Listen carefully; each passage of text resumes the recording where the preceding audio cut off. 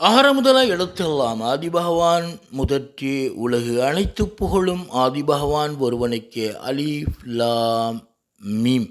ஆதிபகவான் மார்க்கத்தில் இணைந்தவர்கள் இம்மையிலும் மறுமையிலும் வெற்றியாளர்கள். அவர்கள் இயல்பு நிலை மாறாதவர்கள். படைத்தவன் படைத்த இயல்பான நிலைக்கு மாற்றம் செய்யாதவர்கள்.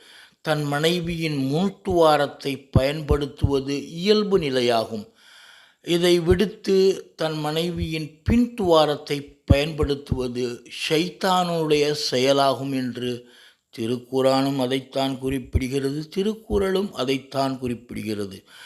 திருக்குறள் முதல் திருக்குரான் வரை ஏற்கக்கூடியவர்கள் அதற்கு இடைப்பட்ட வேதங்களையும் தாங்கள் ஏற்பார்கள் என்று திருக்குறளும் குறிப்பிடுகிறது, திருக்குரானும் குறிப்பிடுகிறது. எப்பொருள் யார் யார்வாய் கேட்பினும் அப்பொருள் மெய்ப்பொருள் காண்பதே அறிவோம்.